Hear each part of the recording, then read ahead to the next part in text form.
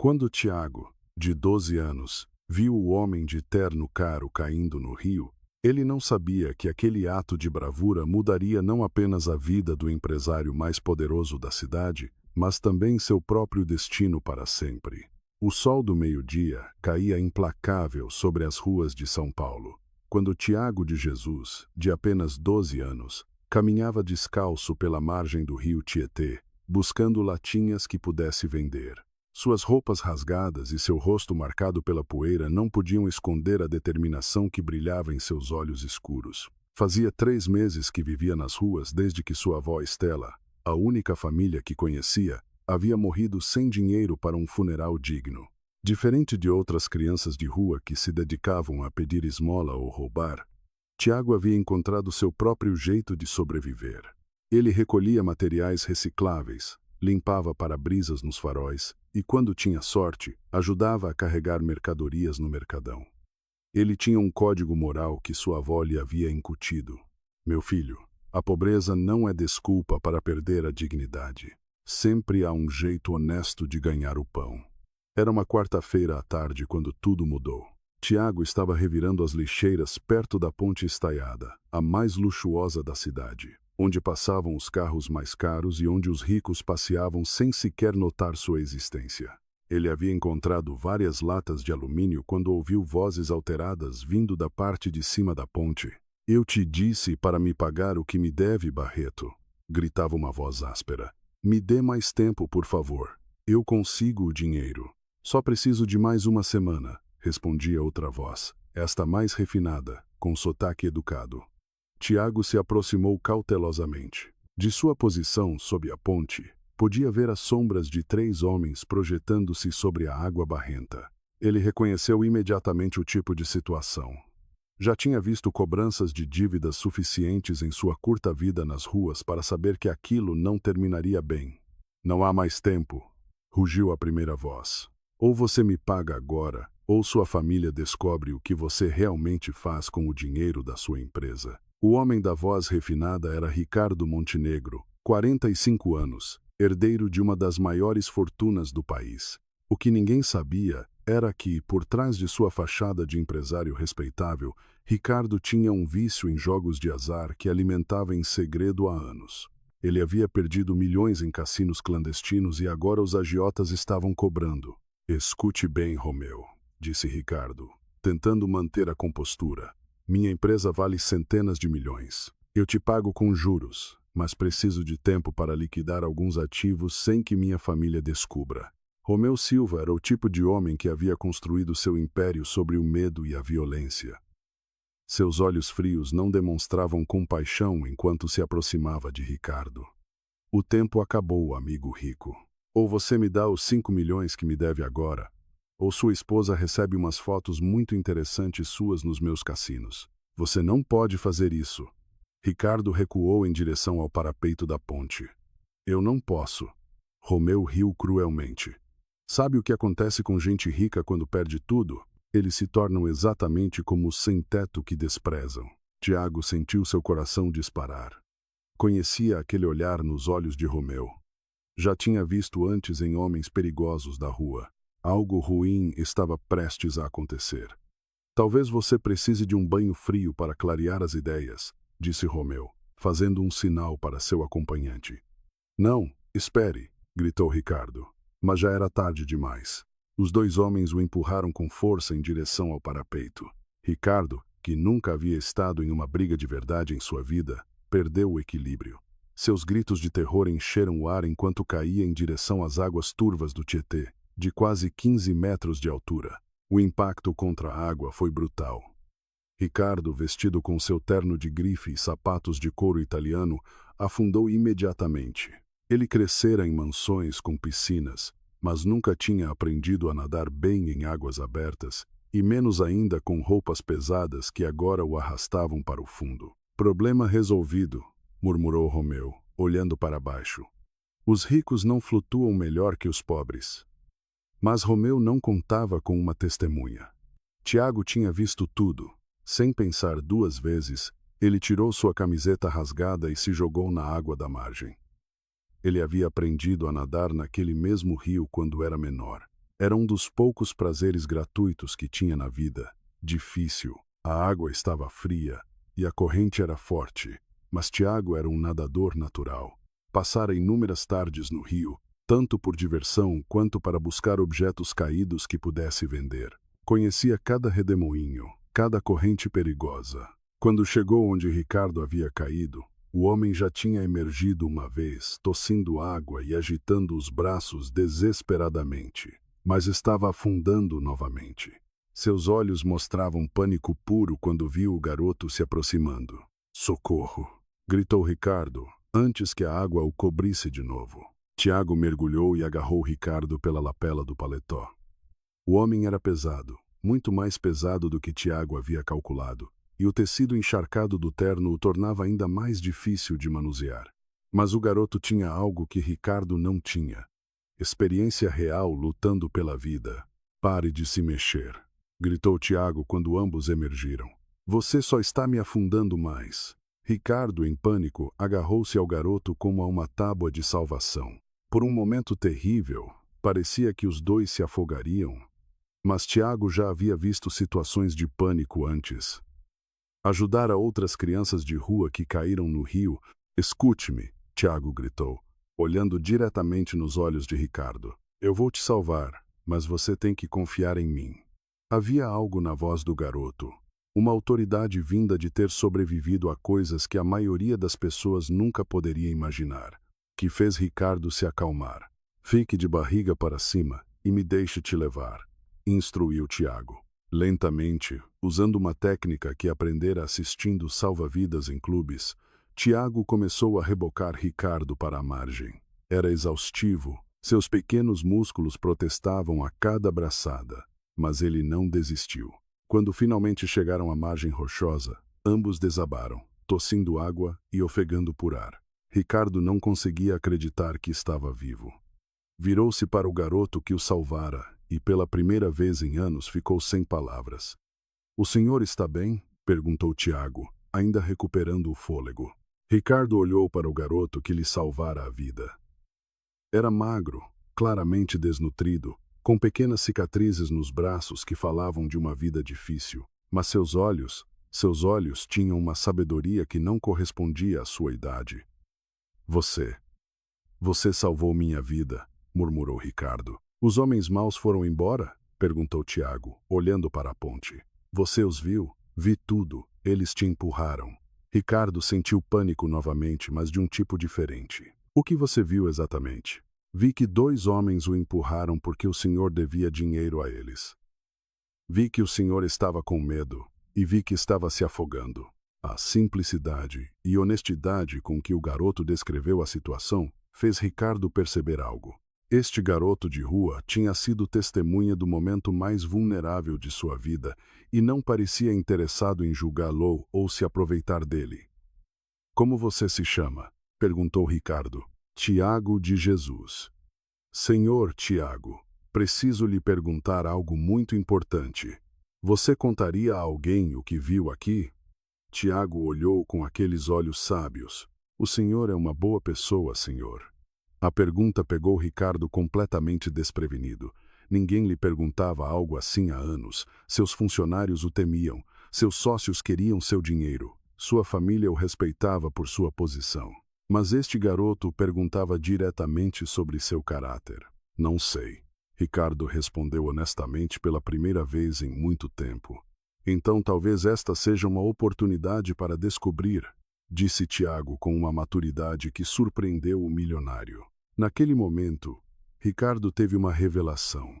Este garoto, que não tinha nada material no mundo, acabara de arriscar a vida por um completo estranho. Ele mostrara mais coragem e bondade em 10 minutos do que ele em toda a sua vida privilegiada. "Tiago", disse Ricardo, levantando-se com dificuldade, "acho que você e eu temos muito o que conversar." Mas nenhum dos dois sabia que Romeu e seu capanga tinham visto da ponte que alguém resgatara Ricardo. E Romeu não era do tipo que deixava pontas soltas. O verdadeiro perigo para ambos estava apenas começando. 2 horas após o incidente no Rio, Ricardo Montenegro estava em sua cobertura de luxo. Mas, pela primeira vez em anos, O esplendor de seu lar não lhe trazia conforto. Tinha se trocado e tomado banho, mas não conseguia tirar da mente a imagem do garoto que arriscara a vida para salvá-lo. Tiago, por sua vez, havia retornado ao seu refúgio habitual, um prédio abandonado no distrito industrial, onde havia construído um pequeno espaço entre escombros e papelão. Era seu lar, desde a morte da avó, e, embora fosse humilde, ele o transformara em algo parecido com uma casa, com os poucos objetos que encontrara ou comprara com o dinheiro da reciclagem. Mas naquela noite, nenhum dos dois conseguia dormir. Ricardo caminhava por seu escritório particular, olhando pelas janelas panorâmicas com vista para toda a cidade. Em algum lugar lá embaixo, o garoto que lhe salvara a vida provavelmente estava com fome e frio. A ironia não lhe escapava. Ele, que tinha mais dinheiro do que poderia gastar em 10 vidas, havia sido salvo por alguém que provavelmente não tinha nem para uma refeição completa. Seu telefone tocou, gelando seu sangue. Romeu Silva. Achou que tinha acabado com você, Montenegro? A voz de Romeu era fria como gelo. Romeu, eu posso pagar. Só preciso de tempo para não se trata mais do dinheiro. Romeu o interrompeu. Trata-se de respeito. Você me fez passar por idiota quando sobreviveu àquela queda. Não foi culpa minha sobreviver, Maximilian disse, tentando manter a voz firme. Não, mas foi sua culpa ter um anjinho da guarda. Sim, Montenegro, vimos tudo. Um garoto de rua salvou sua vida. Que comovente. O coração de Ricardo acelerou. O garoto não tem nada a ver com isso. Ah, não. Ele é testemunha do que aconteceu. Ele pode me identificar. Ele é um problema que preciso resolver. Deixe-o fora disso, gritou Ricardo, surpreendendo-se com a veemência de sua reação. É só um garoto. É uma testemunha, Romeu respondeu friamente. E testemunhas têm um jeito de desaparecer nesta cidade. A menos que... A menos que o quê? A menos que você me pague o dobro do que me deve. 10 milhões. Montenegro. Considere os 5 milhões extras como o preço pela vida do seu pequeno herói. Ricardo sentiu como se tivesse levado um soco no estômago. Eu não tenho 10 milhões em dinheiro vivo, então é melhor você conseguir.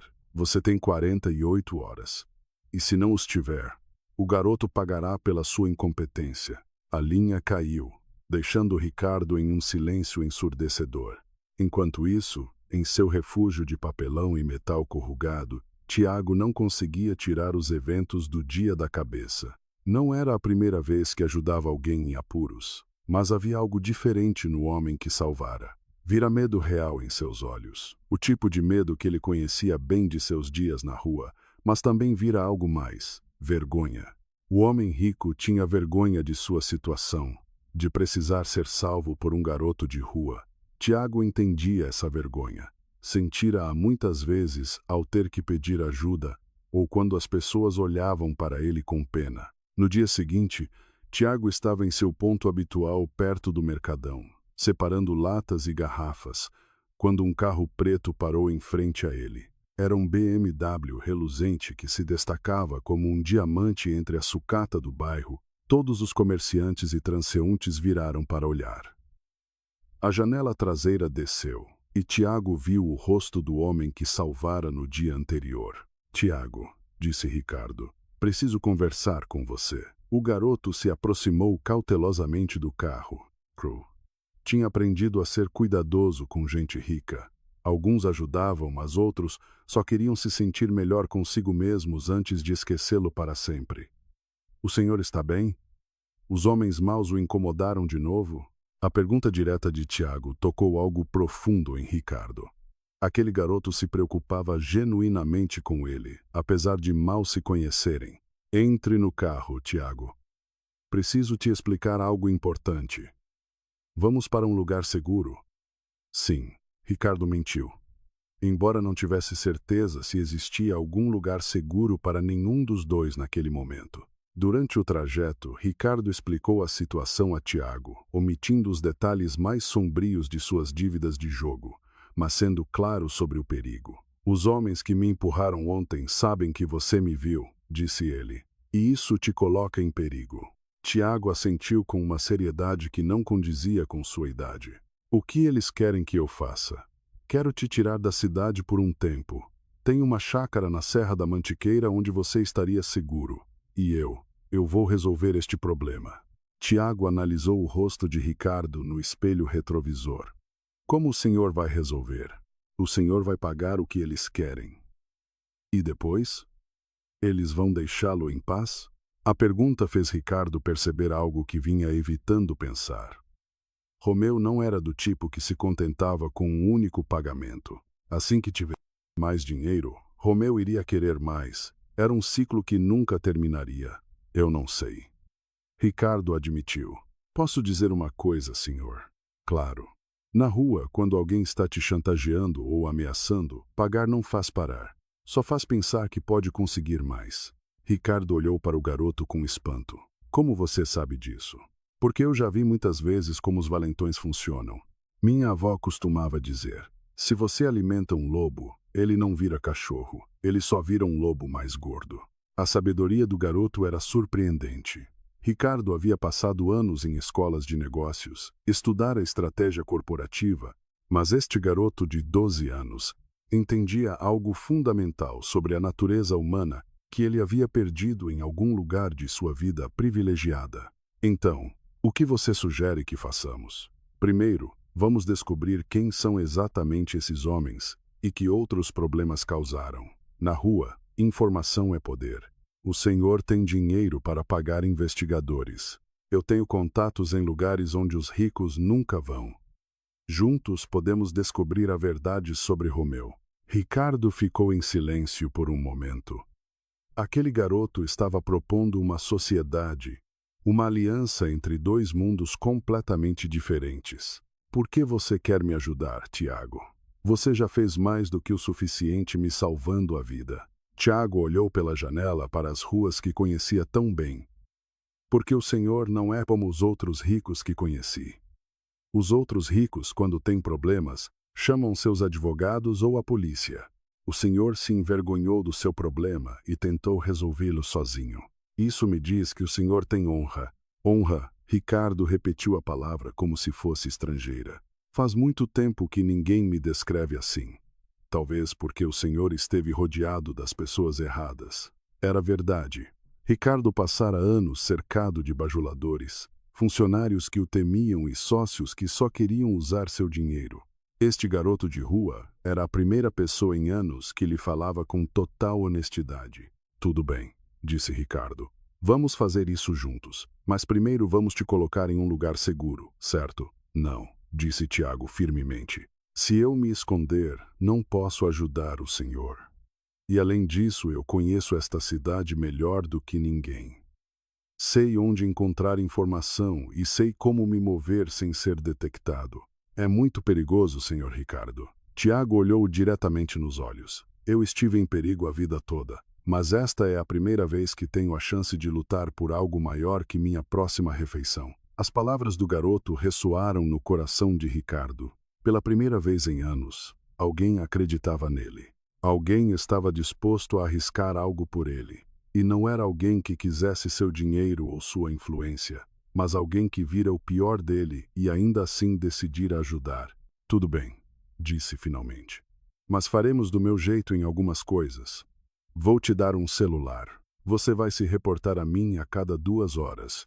E se as coisas ficarem muito perigosas, você promete que vai se esconder. Prometido. Tiago sorriu pela primeira vez desde que conhecera Ricardo. O que nenhum dos dois sabia era que Romeu já havia posto seu plano em prática. Seus homens estavam vigiando todos os pontos habituais de Tiago e tinham ordens de pegar o garoto no momento em que ele aparecesse sozinho. A caçada havia começado, mas desta vez o lobo não enfrentava apenas um cordeiro assustado. Enfrentava um milionário desesperado e um garoto de rua que aprendera a sobreviver contra todas as probabilidades, e juntos eram mais perigosos do que Romeu podia imaginar. A investigação começou naquela mesma noite, mas de uma forma que Ricardo jamais imaginaria. Enquanto ele contatava investigadores particulares de elite e hackers corporativos, Tiago se dirigiu ao lugar onde sabia que encontraria a informação mais valiosa: as ruas. Você tem certeza de que é seguro eu ir sozinho? Perguntou Ricardo quando Tiago se preparava para sair do hotel discreto onde decidiram se encontrar. É mais seguro eu ir sozinho, respondeu Tiago, ajeitando o boné que Ricardo lhe dera. Se me virem com o senhor, saberão imediatamente que estamos trabalhando juntos. Mas se virem um garoto de rua fazendo perguntas, vão pensar que só estou procurando fofoca. Tiago tinha razão. Durante seus anos nas ruas, aprendera que crianças como ele eram praticamente invisíveis para a maioria das pessoas. Os adultos falavam na frente deles como se não existissem, revelando segredos que nunca diriam na frente de outros adultos. Sua primeira parada foi o Bar do Zé, um botequim decadente onde taxistas, ambulantes e trabalhadores noturnos se reuniam. Era o tipo de lugar onde as notícias da rua circulavam mais rápido do que em qualquer jornal. "Tiago!" gritou Dona Lúcia, a dona do bar, quando ele entrou. Era uma mulher de 60 anos que cuidara dele ocasionalmente durante seus primeiros meses na rua. "Onde você andou, meu filho? Não te vejo trabalhando há dias." "Dona Lúcia, você sabe como é. Sente-se, vou te dar algo para comer. Você parece magro." Enquanto Dona Lúcia preparava um prato de arroz com feijão, Tiago ouvia as conversas das mesas próximas. Não demorou muito para ouvir exatamente o que procurava. "E dizem que o Romeu está procurando um garoto de rua", murmurou um taxista para seu colega. Ofereceu R. Ubai. P. O. R. I. N. F. O. R. M. O. C. Can. A. O. R. 500 por informa. C. I. Indaswa. OP. UR. 500 por um garoto. O que será que ele fez? Tiago sentiu um arrepio, mas continuou comendo como se não tivesse ouvido nada. 500 era mais dinheiro do que a maioria das pessoas naquele bar via em meses. Romeu estava levando isso muito a sério. "Dona Lúcia?" disse ele quando ela se aproximou para servir mais água. "Você ouviu algo sobre Romeu Silva ultimamente?" Os olhos de Dona Lúcia endureceram imediatamente. "Por que você pergunta por aquele animal?" "Curiosidade, só isso." "Alguém mencionou o nome dele." "Olha, meu filho." Dona Lúcia sentou-se à sua frente e baixou a voz. "Romeu não é só agiota. Aquele homem tem negócios por toda a cidade. Drogas, empréstimos ilegais, extorsão. A polícia sabe. Mas ele tem metade deles em sua folha de pagamento." "Que tipo de extorsão?" "De todo tipo. Ele gosta de pegar gente rica com segredos sombrios. Os grava em situações comprometedoras e depois os chantageia por anos." Tiago sentiu as peças se encaixarem. Romeu não escolhera Ricardo por acaso. Provavelmente vinha investigando-o há algum tempo, esperando o momento perfeito para armar sua cilada. "Dona Lúcia, conhece alguém que já trabalhou para o Romeu?" "Sim, mas não posso te dizer quem. É muito perigoso. E se eu lhe disser que minha vida pode depender dessa informação?" Dona Lúcia estudou o rosto sério do garoto. Cuidara de crianças de rua suficientes para reconhecer quando uma delas estava em perigo real. "Tem um homem chamado Flávio Flacão Gomes. Trabalhou para o Romeu por anos até tentar sair. Romeu quebrou as 2 pernas dele como aviso. Agora, o Flacão vive no Parque Ibirapuera, perto do Lago Velho. O senhor acha que ele falaria comigo? Se levar comida e cigarros, talvez." "Mas, Tiago." Dona Lúcia o agarrou pelo braço. "Tenha muito cuidado. Romeu não perdoa e não se importa se você é criança." 1 hora depois, Tiago se dirigia ao Parque Ibirapuera, com uma sacola de comida que comprara com parte do dinheiro que Ricardo lhe dera. O parque era conhecido por ser refúgio de moradores de rua e viciados, mas Tiago sabia se mover nesses ambientes. Encontrou Flacão Gomes exatamente onde Dona Lúcia dissera. Era um homem de uns 40 anos. Magro e com as pernas visivelmente danificadas. Estava sentado em uma cadeira de rodas improvisada, feita com partes de carrinho de supermercado. "Flávio Gomes?" perguntou Tiago, aproximando-se com cuidado. O homem levantou o olhar desconfiado. "Quem pergunta?" "Sou Tiago." Dona Lúcia do bar do Zé me disse que poderia te encontrar aqui. O que a Dona Lúcia quer? Não é ela quem quer algo? Sou eu. Preciso de informações sobre Romeu Silva. Os olhos de Flacão encheram-se de terror imediatamente. Você está louco, garoto. Não falo de Romeu com ninguém. Tenho comida. Tiago levantou a sacola. E cigarros. Flacão olhou para a sacola com fome evidente, mas balançou a cabeça. Não vale a pena. Romeu me matou uma vez. Não vou deixar que ele o faça de novo. E se eu te disser que Romeu já está me procurando? Que talvez você seja minha única chance de sobreviver. Flacão estudou o garoto mais cuidadosamente. Viu algo familiar nos olhos de Tiago. A determinação desesperada de alguém que sabe que está correndo pela própria vida. O que você fez para que Romeu esteja te procurando? Vi algo que não devia ver. Flacão assentiu lentamente. Sim, isso é suficiente para o Romeu querer te matar. Ele fez uma pausa e apontou para um banco próximo. Sente-se. Mas se alguém se aproximar, eu vou embora imediatamente. Durante a próxima meia hora, Flacão contou a Tiago tudo o que sabia sobre as operações de Romeu. Era pior do que haviam imaginado. Romeu não apenas emprestava dinheiro. Dirigia uma rede criminosa que incluía sequestros, tráfico de drogas e assassinatos por encomenda.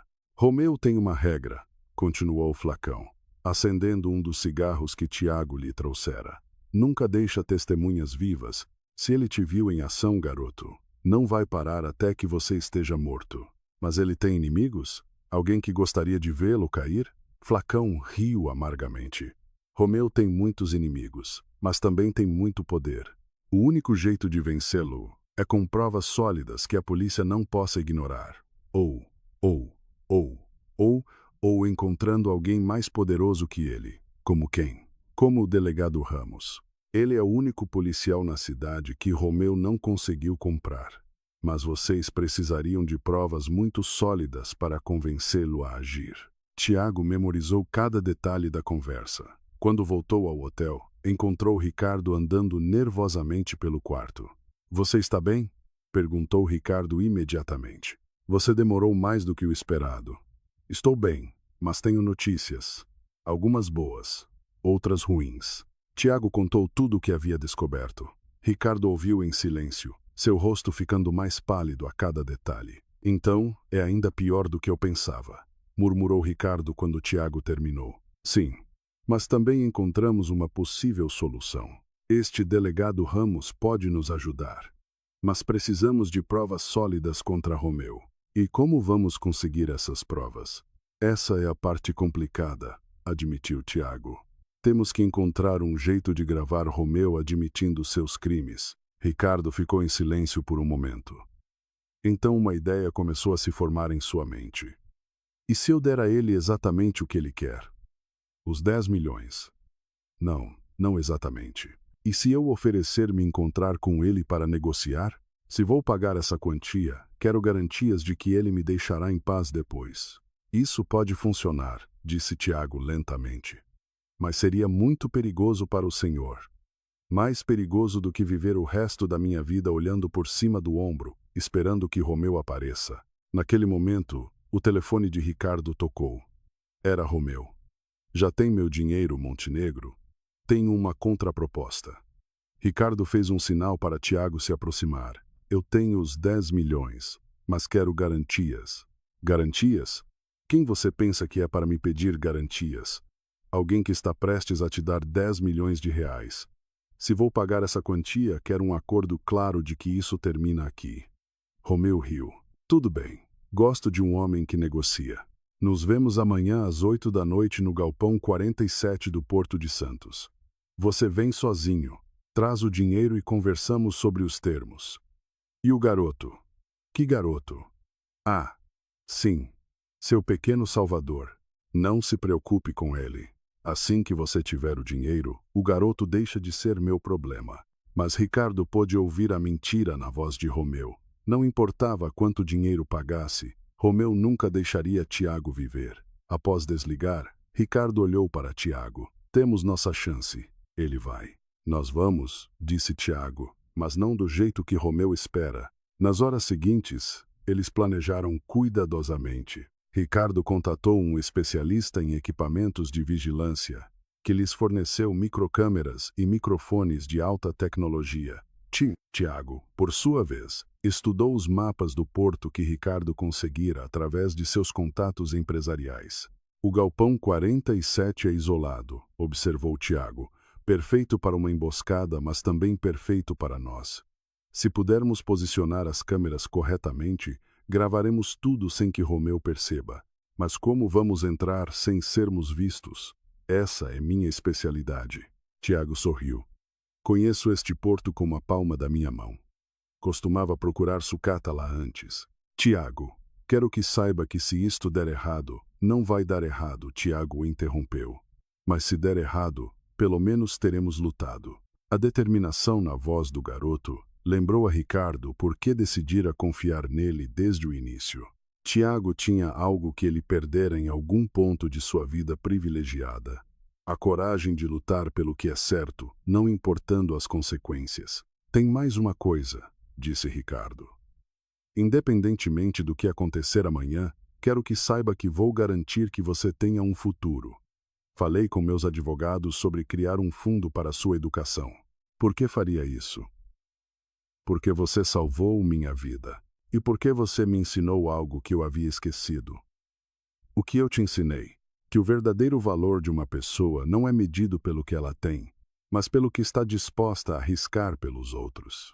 Tiago olhou para o homem que começara como um estranho em apuros, e que agora parecia o irmão mais velho que ele nunca tivera. Senhor Ricardo, se amanhã der errado, quero que saiba algo. O quê? Que salvar o Senhor me deu mais propósito do que qualquer outra coisa que fiz na minha vida. Pela primeira vez sinto que minha vida importa. As palavras do garoto tocaram algo profundo no coração de Ricardo.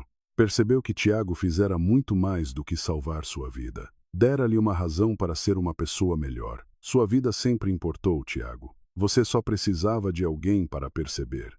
Enquanto se preparavam para dormir, nenhum dos dois sabia que Romeu estava um passo à frente o tempo todo. Não só sabia que Ricardo e Tiago estavam trabalhando juntos, mas havia preparado uma armadilha que faria do encontro no porto o último erro de ambos. Mas Romeu também não sabia que a aliança entre um milionário desesperado e um garoto de rua havia criado algo mais poderoso do que qualquer um deles imaginara. A combinação perfeita de recursos e inteligência de rua. A batalha final estava prestes a começar. O dia do confronto amanheceu cinzento e chuvoso, como se o próprio céu pressentisse o que estava por vir. Ricardo passara a noite em claro, repassando cada detalhe do plano.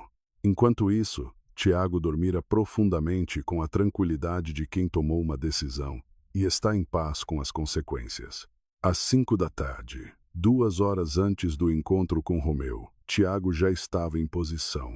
Chegara ao porto usando as rotas que conhecia de seus dias como catador de sucata, movendo-se como uma sombra entre os contêineres e guindastes que formavam um labirinto industrial. O galpão 47 era uma estrutura de metal corrugado de 2 andares com múltiplas entradas e janelas quebradas que ofereciam pontos de observação perfeitos. Tiago passara a manhã instalando as microcâmeras em locais estratégicos. Uma na viga principal com vista completa do interior, outra perto da entrada principal e uma terceira no escritório do 2º andar, de onde monitoraria tudo. Teste de áudio, Ricardo, sussurrou Tiago no microfone oculto em sua jaqueta. Te ouço perfeitamente, respondeu a voz de Ricardo pelo fone de ouvido quase invisível que Tiago usava. Tudo posicionado, tudo pronto. As câmeras estão gravando e transmitindo direto para a delegacia do delegado Ramos, como planejamos. Esta era a parte mais arriscada do plano. Ricardo contatara o delegado Ramos naquela manhã, explicando a situação e convencendo-o a monitorar a transmissão ao vivo. Se tudo corresse bem, teriam provas em tempo real das atividades criminosas de Romeu. Tiago, se as coisas ficarem feias, promete que vai correr. Não tente ser um herói. Eu já sou um herói. Salvei a vida de um milionário, respondeu Tiago com um sorriso que Ricardo pôde ouvir em sua voz. Lembre-se, às 7h45, Ricardo chega. Às 7h45, Ricardo chegou ao porto em seu BMW, levando uma pasta que supostamente continha os 10 milhões de reais. Na verdade, a pasta estava cheia de jornal embrulhado, com notas reais apenas na camada superior, mas ele esperava não chegar ao ponto de Romeu checá-la completamente. Cheguei, murmurou Ricardo ao caminhar em direção ao galpão. Vê algo suspeito? De sua posição no segundo andar, Tiago tinha uma visão panorâmica da área. Vejo 3 carros pretos estacionados em posições diferentes. Romeu trouxe pelo menos 6 homens, mais do que esperávamos, mas não mais do que podemos lidar se o plano funcionar. Ricardo entrou no galpão exatamente às 8. Romeu já estava lá, acompanhado de 2 de seus homens maiores. Vestia um terno caro, mas havia algo em sua postura que gritava violência contida. Montenegro, disse Romeu com um sorriso que não chegava aos olhos. Pontual como um bom empresário. Tenho seu dinheiro, respondeu Ricardo, levantando a pasta. Mas antes de entregá-lo, quero discutir os termos do nosso acordo. Romeu riu. Termos? Você ainda pensa que está em posição de negociar? Estou em posição de te dar 10 milhões de reais. Isso me dá certo poder de negociação. Sabe o que você é, Montenegro? Você está certo. É um idiota. Romeu caminhou ao redor de Ricardo como um predador estudando sua presa. Vamos falar de termos. Termo número 1. Você me dá o dinheiro. Termo número 2. Você me dá o número da sua conta bancária e as senhas de acesso. Termo número 3. Você me transfere mais 10 milhões como pagamento pelos transtornos que me causou. O coração de Ricardo acelerou. Isso não fazia parte do acordo. Acordo? Romeu riu mais alto. Achou que isto era uma negociação entre iguais? Você é um apostador patético que perdeu mais dinheiro do que podia pagar. Eu sou o homem que vai tomar tudo o que você tem. De seu esconderijo, Tiago ouvia cada palavra pelos fones de ouvido. As câmeras capturavam tudo, mas precisavam que Romeu admitisse algo mais específico sobre seus outros crimes para que o delegado Ramos pudesse agir. Romeu, disse Ricardo, tentando soar mais corajoso do que se sentia. Se você pegar todo o meu dinheiro, como vai explicar de onde ele veio? Os bancos fazem perguntas quando transferências grandes são feitas. Esse é o meu problema, não o seu, respondeu Romeu. Tenho lavado dinheiro por anos. Drogas, sequestros, assassinatos por encomenda. Você acha que mais 20 milhões vão ser um problema? Ali estava. Romeu acabara de admitir múltiplos crimes na frente das câmeras. Tiago sentiu uma onda de adrenalina. Mas há um pequeno problema, continuou Romeu, sua voz ficando mais sinistra. O garoto que te salvou do rio ainda é uma testemunha. E você sabe como eu lido com testemunhas. Você me fez acreditar que o garoto estaria seguro se te pagasse. E você acreditou em mim. Romeu riu cruelmente. Montenegro, você é mais ingênuo do que eu pensava. O garoto vai morrer esta noite, depois que eu terminar com você. Naquele momento, Tiago viu movimento nas sombras do galpão. 2 dos homens de Romeu se posicionaram para bloquear as saídas, enquanto outros 2 se aproximavam sorrateiramente de Ricardo. Ricardo sussurrou urgentemente no microfone. É uma armadilha. Eles vão nos matar, não importa o dinheiro. Prepare-se para correr. Mas Romeu estava esperando exatamente isso. De repente, parou e olhou diretamente para onde Tiago estava escondido. Saia daí, garoto! Gritou Romeu. Eu sei que você está aí em cima. O coração de Tiago parou. Como Romeu soubera onde ele estava, pensaram que eu não ia perceber, continuou Romeu. Eu venho seguindo este garoto desde ontem. Sei que vocês estavam planejando algo juntos. Um dos homens de Romeu apontou uma arma para o segundo andar. Desça agora ou começo a atirar. Tiago se encontrava em uma situação impossível. Se descesse, Romeu os mataria aos 2. Se não descesse, poderiam atirar através do piso de metal corrugado. Mas então ele se lembrou de algo que notara durante sua inspeção. Havia um cano de drenagem correndo pelo lado de fora do prédio, largo o suficiente para ele passar e que o levaria direto para o teto de um container próximo. Ricardo sussurrou. Em 30 segundos, jogue a pasta para a esquerda e corra para a porta dos fundos. O que o senhor vai fazer? Algo estúpido, mas necessário. Tiago conseguiu chegar à janela quebrada sem ser visto. O cano estava exatamente onde ele se lembrava, enferrujado, mas sólido. Ele se escorregou para ele no momento em que Romeu perdia a paciência. Chega! Gritou Romeu. Encontrem-no. 2 de seus homens começaram a subir as escadas para o segundo andar, enquanto os outros mantinham suas armas apontadas para Ricardo. Sabe qual é a coisa mais patética de tudo isso, Montenegro? Romeu continuou falando sem perceber que cada palavra continuava sendo gravada. Que um homem da sua posição teve que recorrer a um garoto de rua para tentar se salvar. Mostra o quão fraco você realmente é. Talvez, respondeu Ricardo, mas esse garoto tem mais valor do que você e todos os seus homens juntos. Valor? Você chama de valor se meter em problemas que não são dele? Vou provar o valor dele quando eu o matar na sua frente. Enquanto Romeu continuava falando, Tiago chegara ao container e movia-se sorrateiramente para uma posição de onde poderia criar uma distração. Encontrara algo durante sua exploração matinal. Um painel elétrico que controlava as luzes de todo o setor do porto.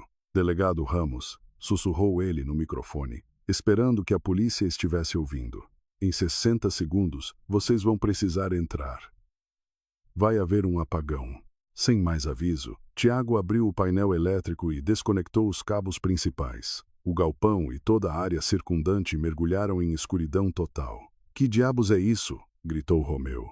Na confusão, Ricardo fez exatamente o que Tiago lhe dissera. Jogou a pasta para a esquerda e correu para a porta dos fundos. Os homens de Romeu começaram a atirar na direção de onde o barulho da pasta soara, iluminando momentaneamente a área com os clarões de suas armas. Acendam as lanternas, ordenou Romeu. Não os deixem escapar. Mas já era tarde demais. Tiago calculara o timing perfeitamente. As sirenes da polícia soavam cada vez mais perto e as luzes das viaturas começaram a iluminar o porto. É uma armadilha, gritou um dos homens de Romeu. A polícia está vindo para cá! Impossível! Eu tenho metade da polícia na minha folha de pagamento, mas não o delegado Ramos, gritou uma voz amplificada de fora. Romeu Silva, você está cercado. Saia com as mãos para cima. Na escuridão, Romeu finalmente entendeu o que acontecera. O milionário e o garoto de rua não tinham vindo negociar. Tinham vindo para cair em uma armadilha, e ele caíra direto nela. Montenegro, gritou ele na escuridão. Se eu sair desta, eu vou te encontrar. Mas a voz do delegado Ramos respondeu pelos alto-falantes. Você não vai sair desta, Romeu. Temos gravações de tudo o que você disse esta noite. Seus dias aterrorizando esta cidade acabaram.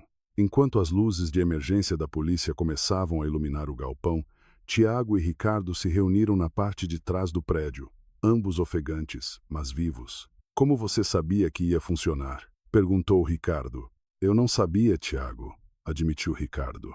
Mas minha avó costumava dizer que às vezes você tem que apostar tudo no que você acredita ser certo. Do interior do galpão, podiam ouvir os gritos de Romeu enquanto ele era preso junto com seus homens. O reinado de terror do criminoso mais poderoso da cidade havia terminado, derrotado pela aliança mais improvável que alguém pudesse imaginar. Mas a história deles juntos estava apenas começando. 3 semanas após a prisão de Romeu, Ricardo Montenegro encontrou-se sentado no escritório do delegado Ramos, esperando notícias sobre o caso. Ao seu lado estava Tiago, que insistira em acompanhá-lo, embora não houvesse mais perigo. Senhor Montenegro, disse o delegado Ramos, entrando na sala com um sorriso. Tenho excelentes notícias. Romeu e toda a sua organização foram processados. As gravações que vocês forneceram foram suficientes para garantir sentenças de prisão perpétua para ele e seus principais tenentes. E os outros criminosos mencionados nas gravações? Perguntou Tiago. Estamos usando a informação para desmantelar toda a rede.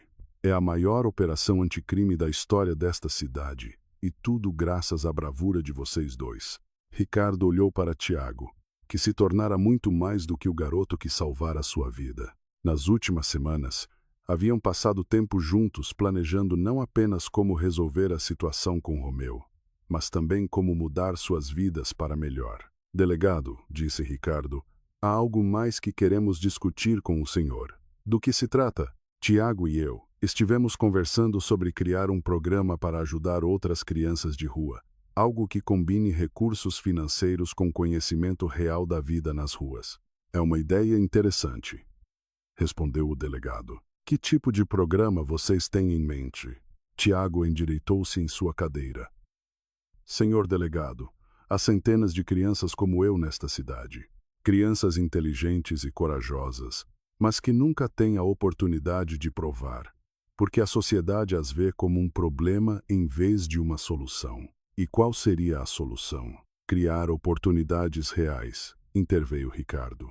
Não apenas caridade, mas programas de capacitação, educação e trabalho que deem a essas crianças a chance de construir vidas dignas.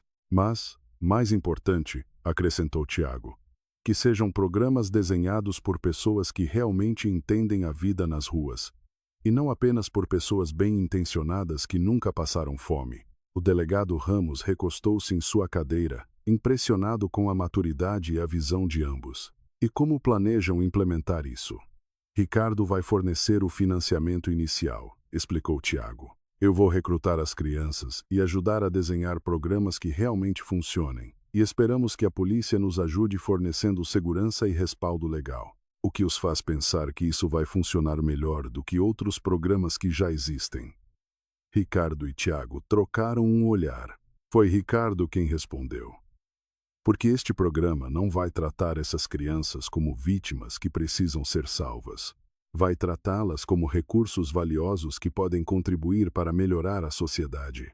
Podem dar um exemplo concreto?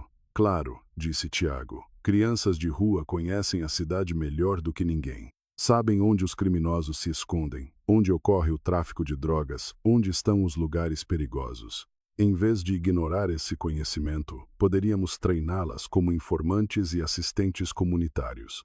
Ao mesmo tempo, continuou Ricardo, nós lhes forneceríamos educação formal, treinamento em ofícios e oportunidades de trabalho legítimo.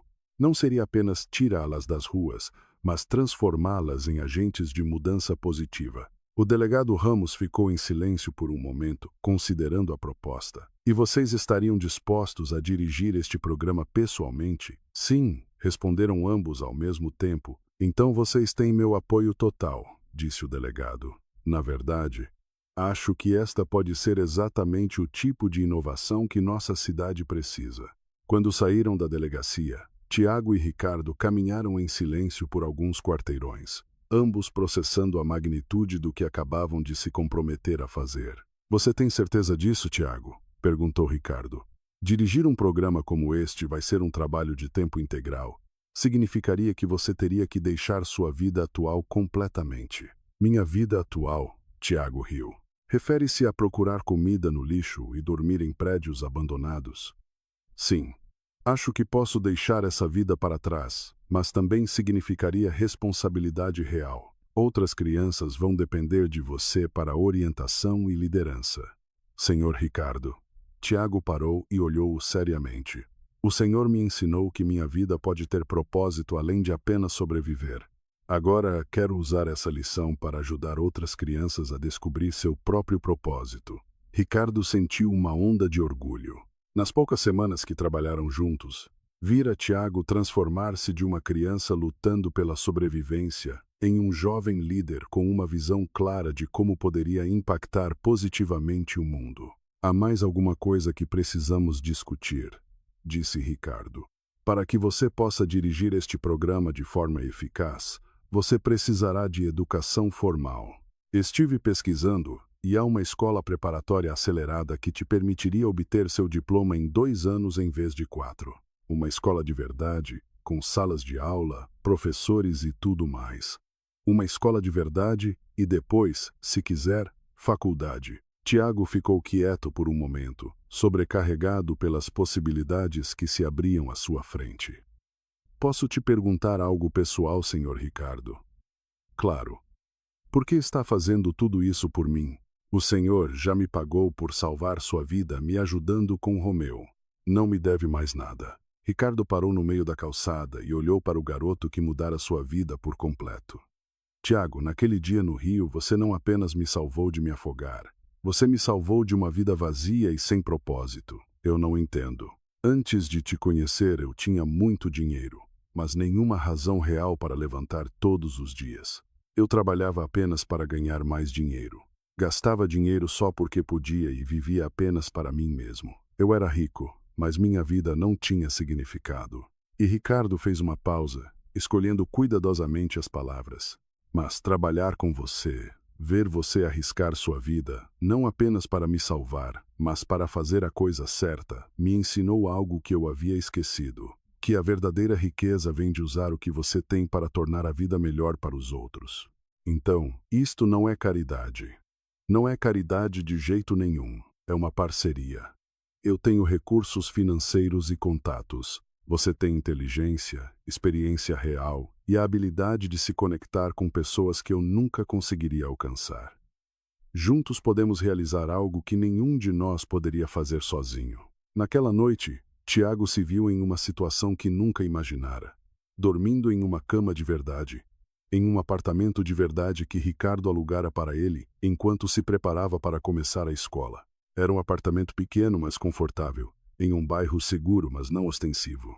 Ao olhar pela janela para as luzes da cidade, Tiago pensou em todas as outras crianças que naquele momento dormiam na rua, como ele fizera apenas um mês antes. Logo, se tudo corresse conforme o plano, algumas dessas crianças também teriam a chance de mudar suas vidas. Seu telefone tocou. Era uma mensagem de texto de Ricardo. Tudo certo no seu novo lar? Tiago respondeu.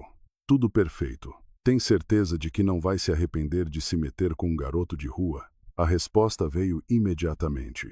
Jamais. Você é o melhor investimento que fiz na minha vida. Enquanto Tiago se preparava para dormir, não conseguia parar de sorrir. Em poucos meses, passara de um garoto sem teto, lutando pela sobrevivência, a cofundador de um programa que poderia mudar a vida de centenas de outras crianças. Mas o mais incrível de tudo era que encontrara algo que nunca pensou que teria. Uma família escolhida. Alguém que acreditava nele e estava disposto a investir em seu futuro sem esperar nada em troca, a não ser que usasse essas oportunidades para ajudar os outros. No dia seguinte, começaria oficialmente sua nova vida. Iria à escola pela primeira vez em anos. Trabalharia com Ricardo para desenvolver os detalhes do programa e começaria o processo de se tornar o tipo de líder que outras crianças de rua precisavam. Era empolgante e assustador ao mesmo tempo. Mas uma coisa era certa: não importava o quão grande o programa se tornasse ou quanto sucesso tivessem. Nunca esqueceria o momento em que decidiu pular no rio para salvar um estranho. Porque aquele ato de bravura não só salvara a vida de Ricardo, fora o primeiro passo para uma vida que valia a pena viver para ambos. Um ano após a criação do programa Novos Ares, Tiago de Jesus, agora com 13 anos, acordava todas as manhãs com uma sensação que lhe era estranha a toda a sua vida. A certeza de que seu dia teria propósito. O centro de operações havia crescido exponencialmente, ocupando agora 3 prédios interligados no coração da cidade, onde antigos galpões haviam sido transformados em um complexo integral que incluía salas de aula, oficinas de capacitação técnica, dormitórios, uma clínica médica, laboratórios de informática e até um pequeno estúdio de gravação onde as crianças criavam podcasts contando suas histórias de transformação. Mas o crescimento não fora só em infraestrutura. O programa agora abrigava 150 crianças e jovens entre 8 e 18 anos, cada um com uma história única de sobrevivência que se tornara uma história de esperança. As paredes do centro eram decoradas com fotografias que documentavam o antes e depois de cada participante. Rostos magros que se transformaram em sorrisos radiantes, olhos vazios que agora brilhavam com determinação e sonhos. Era uma terça-feira memorável, quando representantes de 7 estados brasileiros, delegados de organizações internacionais de desenvolvimento, jornalistas de redes globais de notícias e funcionários do BNDES haviam chegado para avaliar o programa como modelo de replicação continental. A pressão era imensa, mas Tiago aprendera a canalizar a pressão da mesma maneira que aprendera a sobreviver nas ruas, transformando-a em combustível para o sucesso. Como você está se sentindo? Perguntou Ricardo enquanto ajeitava a gravata e revisava pela última vez os materiais de apresentação. No ano decorrido, observara Tiago evoluir de uma criança traumatizada, mas resiliente, a um jovem líder cuja presença comandava respeito imediato em qualquer sala. Sinto como se minha avó Estela estivesse aqui comigo, respondeu Tiago, ajeitando a camisa social que agora lhe caía perfeitamente, não mais as roupas emprestadas de meses anteriores.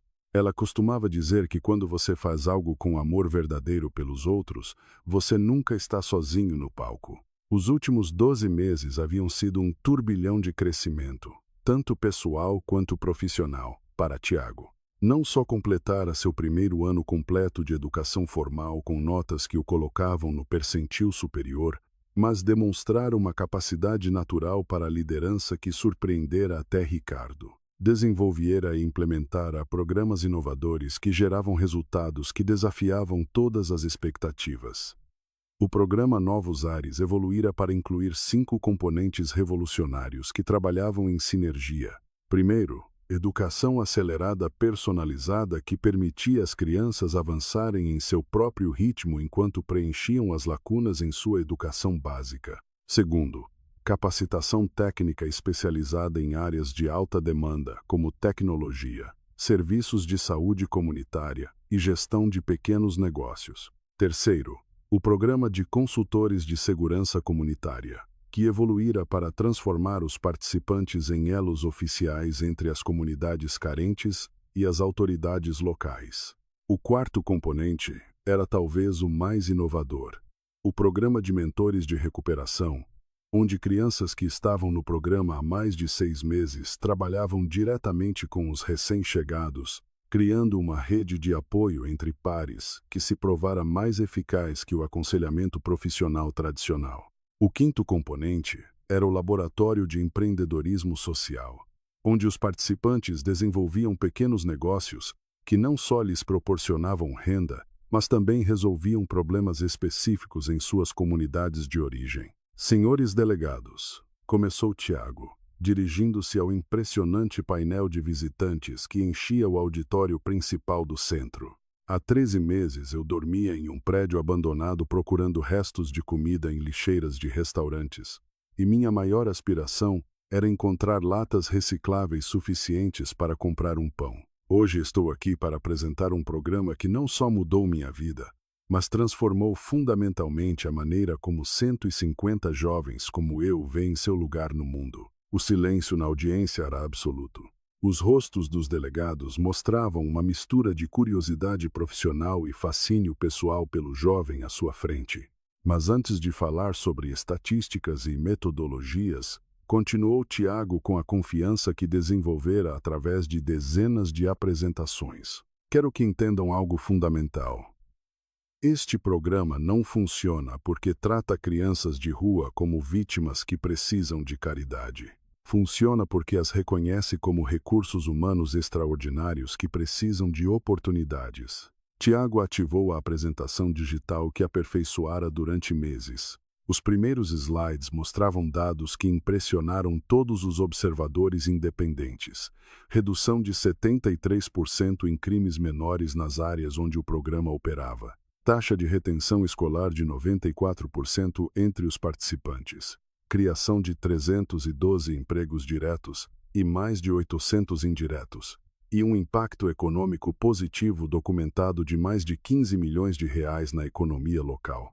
Mas as estatísticas contam apenas parte da nossa história, disse Tiago. Permitam-me apresentar as pessoas por trás destes números. A primeira jovem a se levantar foi Isabela Castro, 16 anos, que chegara ao programa 8 meses antes depois de viver nas ruas por 4 anos. Antes do programa, disse ela com uma voz clara e segura, minha única habilidade especializada era detectar instantaneamente quais bolsas eram mais fáceis de roubar e quais continham mais dinheiro. Desenvolvi essa habilidade porque minha sobrevivência dependia dela. Isabela fez uma pausa, sorrindo para a audiência.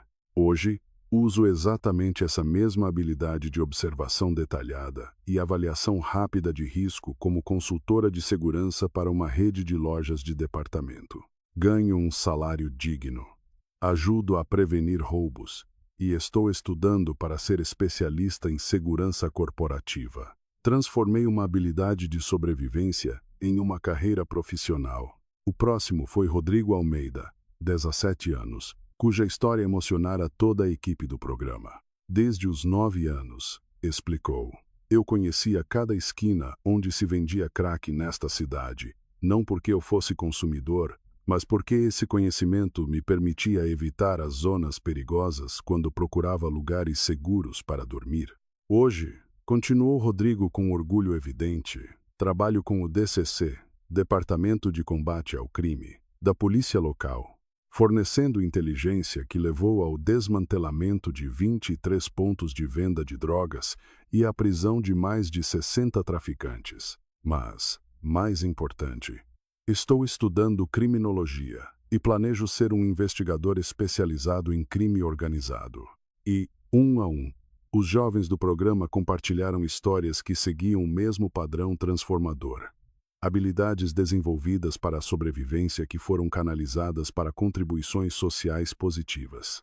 Ana Lúcia, que desenvolvera habilidades extraordinárias de persuasão enquanto pedia esmola, agora trabalhava como mediadora comunitária, resolvendo conflitos de vizinhança. Diego, cuja capacidade de encontrar abrigo nos lugares mais improváveis o mantivera vivo por anos, agora projetava abrigos de emergência para organizações humanitárias. Qual é exatamente a diferença metodológica entre este programa e as abordagens tradicionais para crianças de rua? Perguntou a doutora Patrícia Costa, representante da Unicef para a América Latina. Ricardo levantou-se para responder, mas Tiago fez um sinal indicando que ele lidaria com a pergunta. Doutora Costa, a diferença fundamental é filosófica antes que metodológica. A maioria dos programas tradicionais opera a partir de uma premissa de déficit. Identificam o que essas crianças não têm: educação formal, habilidades sociais convencionais, redes familiares estáveis, e tentam preencher esses vazios. Tiago moveu-se para o centro do palco, sua presença preenchendo o espaço. Nosso programa opera a partir de uma premissa de força. Identificamos as habilidades extraordinárias que essas crianças desenvolveram: resistência mental, capacidade de avaliação de risco, habilidades de negociação, conhecimento urbano profundo, capacidade de trabalho sob pressão extrema, e construímos sobre essas forças. Pode fornecer um exemplo concreto de como isso funciona na prática? Perguntou o representante do Banco Mundial. Claro, respondeu Tiago, caminhando até um flip chart, onde prepararam um diagrama detalhado. Vejamos o caso de Miguel Santos, que acabou de se juntar ao nosso programa há 3 meses. Na tela, apareceu a foto de um garoto de 11 anos, magro, mas com olhos brilhantes e inteligentes. Miguel vivera nas ruas por 2 anos. Durante esse tempo, desenvolveram uma habilidade extraordinária para memorizar e navegar rotas urbanas complexas, porque sua sobrevivência dependia de sempre conhecer a rota de fuga mais rápida de qualquer localização. Em vez de ver isso como uma habilidade irrelevante para a vida convencional, continuou Tiago, reconhecemos que Miguel desenvolvera capacidades espaciais e de memória altamente valorizadas em campos como logística, arquitetura urbana e planejamento de transporte.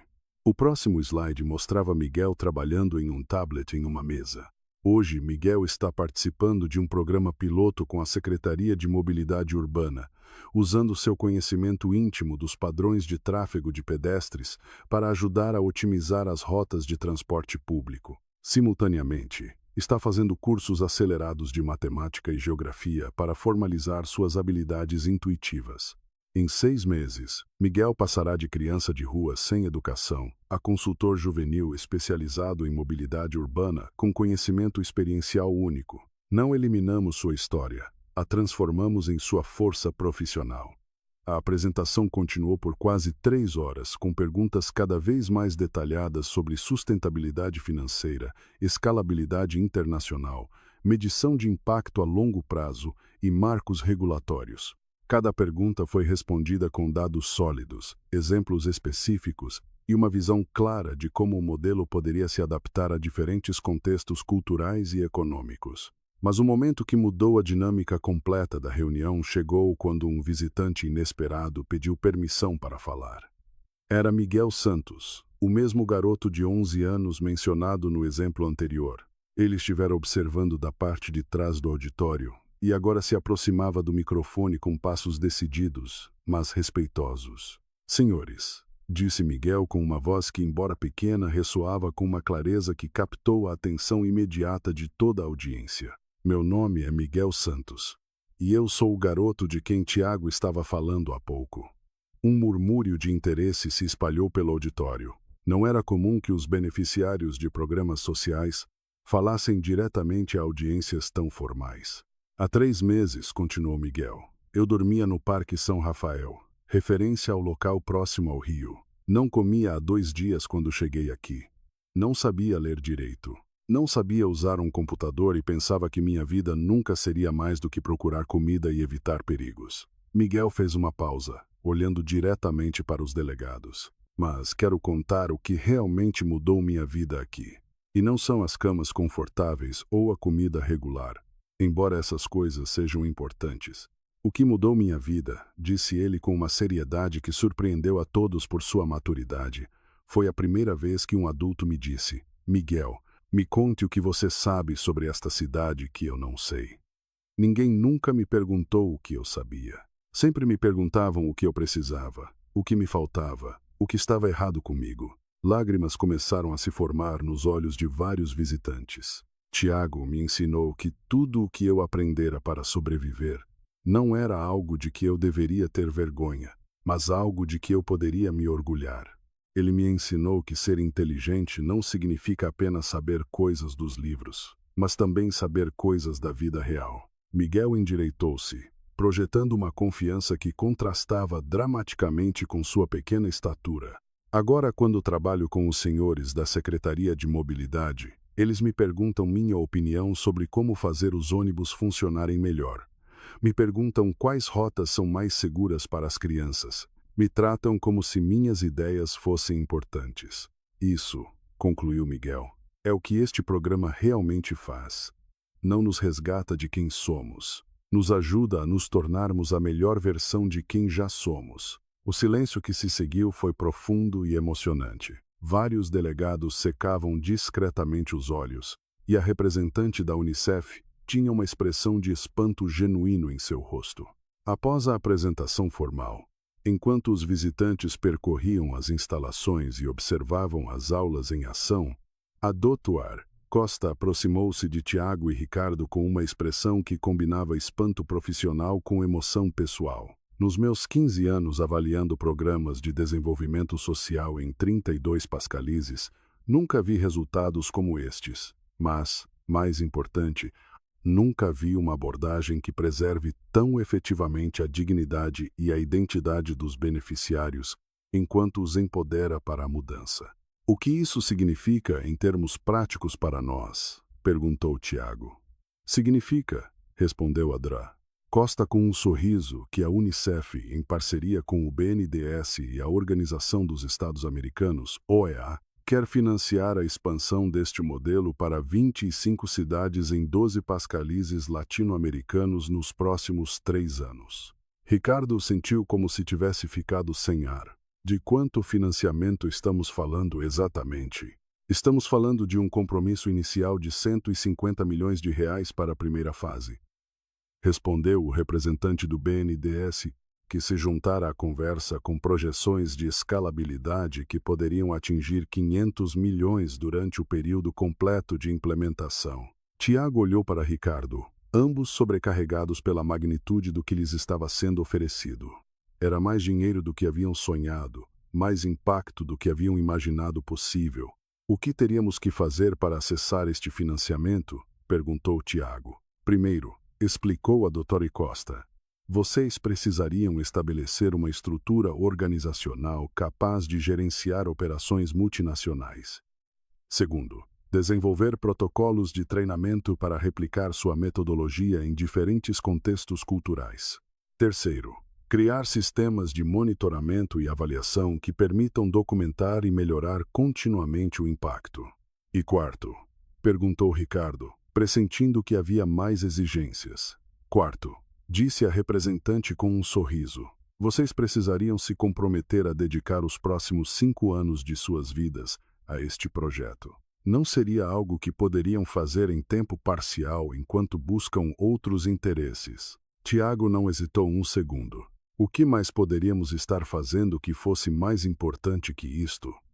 Tiago. Ricardo pôs a mão em seu ombro. Isto significará viajar constantemente, trabalhar com governos que podem ser burocráticos e complicados, gerenciar orçamentos enormes, liderar equipes de centenas de pessoas. Ah, senhor Ricardo. Tiago o interrompeu com um sorriso que irradiava determinação absoluta. Há 13 meses eu era um garoto de rua que perdera toda a esperança no futuro. Se pude transformar minha vida tão completamente, tenho certeza de que posso aprender a gerenciar orçamentos internacionais e liderar equipes multinacionais. Naquela noite, depois que todos os visitantes se foram e os jovens do programa estavam em seus dormitórios, Tiago e Ricardo ficaram no escritório que agora dividiam, que evoluíra de um espaço simples para um centro de comando equipado, com tecnologia de comunicação avançada, que lhes permitia conectar-se com consultores e colaboradores em todo o continente. Você realmente entende a magnitude do que acabamos de aceitar? Perguntou Ricardo, olhando para a janela onde as luzes da cidade se estendiam até o horizonte. Acabamos de nos comprometer a mudar a vida de potencialmente 50.000 crianças em toda a América Latina, respondeu Tiago. Acabamos de aceitar criar um movimento que pode transformar fundamentalmente a maneira como a sociedade vê e trata crianças marginalizadas. E isso não te apavora?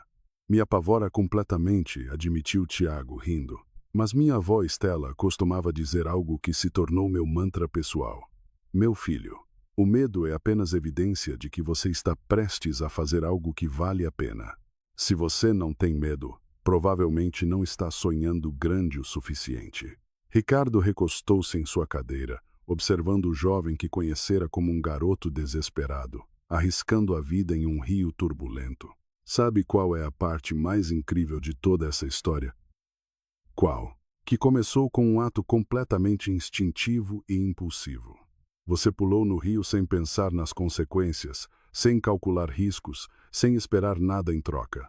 Você só viu alguém em perigo e agiu. E agora, continuou Ricardo, esse mesmo impulso se tornou uma metodologia cientificamente validada, um modelo financiado internacionalmente e um movimento que vai impactar dezenas de milhares de vidas. Tiago refletiu sobre as palavras de Ricardo. O senhor acha que isso significa que perdi algo? Que o que fazemos agora é menos puro porque envolve dinheiro, organizações e política? Pelo contrário, respondeu Ricardo imediatamente. Acho que significa que você encontrou uma maneira de escalar a bondade. Aquele garoto de 12 anos que salvou uma vida se tornou um jovem de 13 anos que vai salvar milhares de vidas. Você não perdeu a pureza, você a multiplicou. Neste momento, o telefone de Tiago tocou. Era uma videochamada em grupo que ele programara com algumas das primeiras crianças que passaram pelo programa e que agora estavam em diferentes fases de seu desenvolvimento educacional e profissional. Tiago, gritaram várias vozes em uníssono quando a tela se encheu de rostos sorridentes. Ouvimos sobre a reunião de hoje. Como vocês ficaram sabendo tão rápido? Perguntou Tiago, rindo. Miguel não conseguia guardar segredo. Gritou Isabela Castro de seu dormitório no centro. Ele nos contou sobre os representantes internacionais e o financiamento. É verdade que vamos nos expandir para outros países? Perguntou Carlos Dias, que agora fazia aulas noturnas de engenharia enquanto trabalhava como consultor de segurança. É verdade, respondeu Tiago. Mas isso significa que vocês vão ter que assumir mais responsabilidades aqui. Ricardo e eu vamos viajar muito, e precisamos que quem está no programa há mais tempo ajude a liderar os novos. Estamos prontos, gritou Valentina Souza. Rodrigo e eu já estamos treinando as crianças novas que chegaram na semana passada. Mas vocês continuarão sendo nossos principais líderes? Perguntou uma voz preocupada do fundo. Era Ana Lúcia, que chegara ao programa apenas 4 meses antes, mas demonstrara progresso extraordinário. Sempre, respondeu Tiago, sem hesitar. Não importa quantos países viajemos ou quantos programas criemos, este lugar e vocês sempre serão nossa base, serão nosso coração. Ana Lúcia? Perguntou Ricardo, reconhecendo a preocupação na voz da menina. Há algo específico que te incomoda? Ana Lúcia apareceu em primeiro plano na tela. Era uma menina de 12 anos, com olhos profundos que haviam visto demais para sua idade, mas que agora brilhavam com uma esperança que não tivera ao chegar. É que, disse Ana Lúcia timidamente, antes de vir para cá, tive muitos adultos que me prometeram coisas e depois foram embora. Sei que vocês são diferentes, mas estou com medo. O silêncio que se seguiu foi profundo.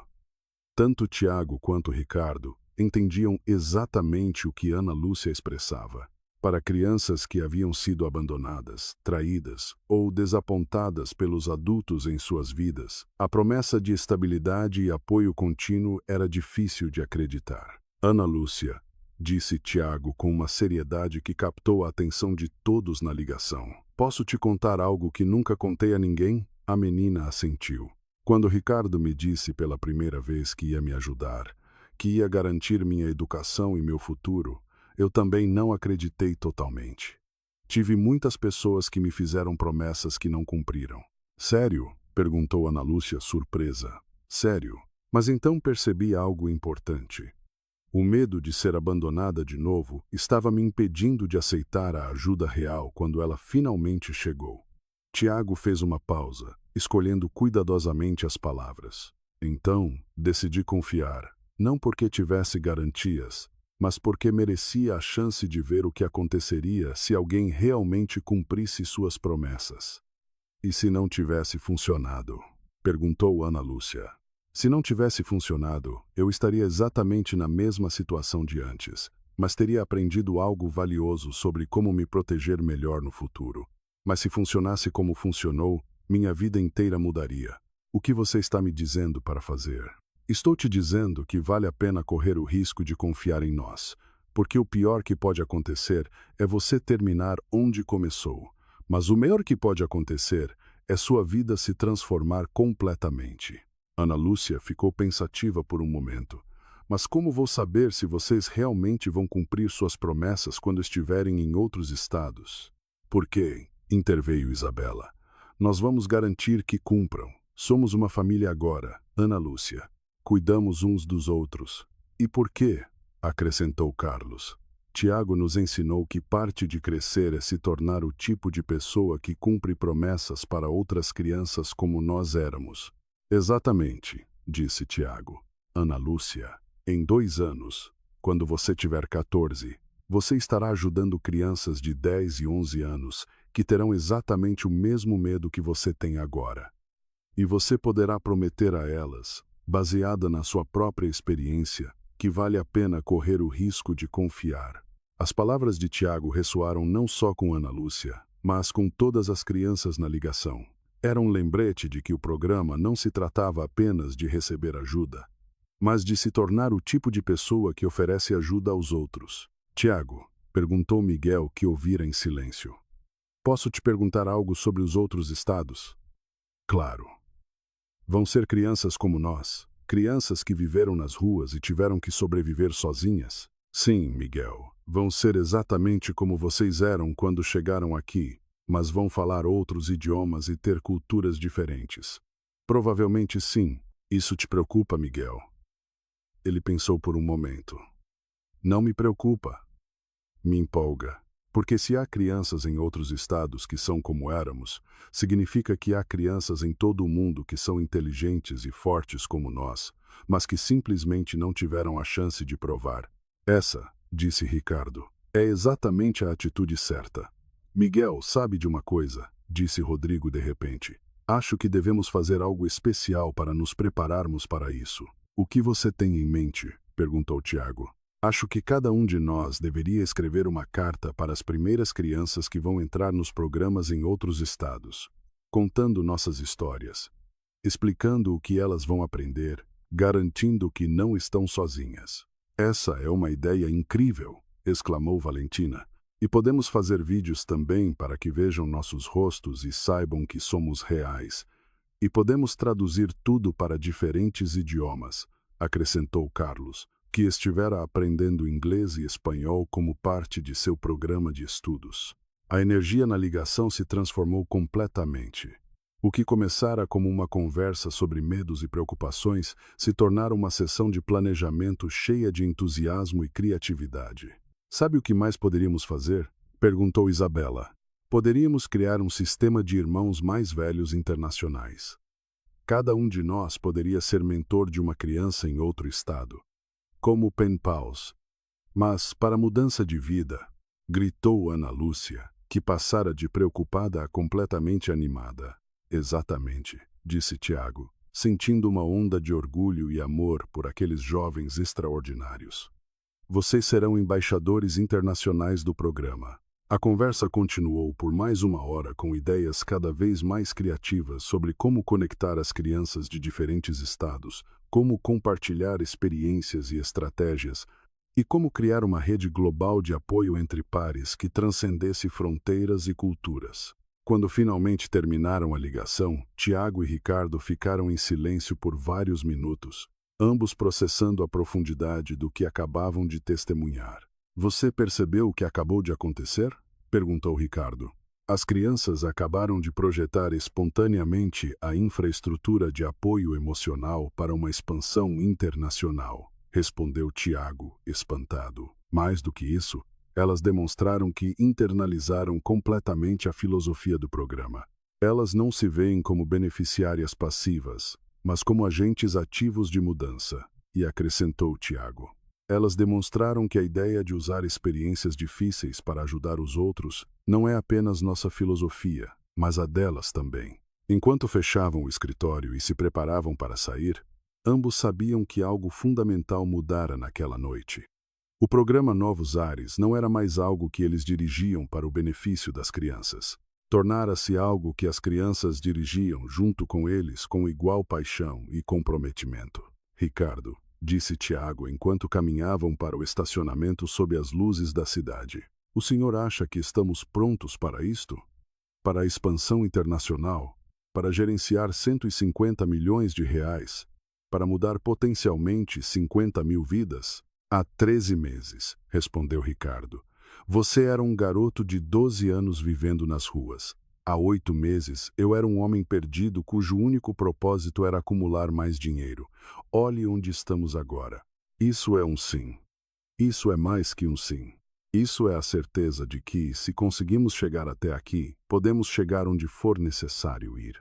Ao se separarem para ir para suas respectivas casas, Tiago olhou para o prédio que abrigava o programa, que começara como um ato impulsivo de bondade, e que agora estava prestes a se tornar um movimento internacional. Nas janelas iluminadas, podia ver as silhuetas de algumas das crianças que ainda estavam acordadas, provavelmente trabalhando em suas tarefas ou planejando as cartas e vídeos que decidiram criar. Eram crianças que, meses antes, não tinham esperança no futuro, e que agora planejavam ativamente como dar esperança a outras crianças em todo o mundo. Essa, percebeu Tiago, era a verdadeira medida do sucesso do programa. Não só mudara as circunstâncias daquelas crianças, mas transformara fundamentalmente a maneira como elas se viam e qual acreditavam ser seu propósito no mundo. Amanhã começaria oficialmente a fase de planejamento para a expansão internacional. Haveria reuniões com burocratas, negociações com governos, desenvolvimento de protocolos e milhares de detalhes logísticos a resolver. Mas naquela noite, enquanto caminhava para seu apartamento sob as estrelas, Tiago sabia com certeza absoluta que estavam fazendo exatamente o que deviam fazer, e que o garoto de 12 anos que pulou no rio para salvar um estranho se tornara algo que nunca imaginara possível.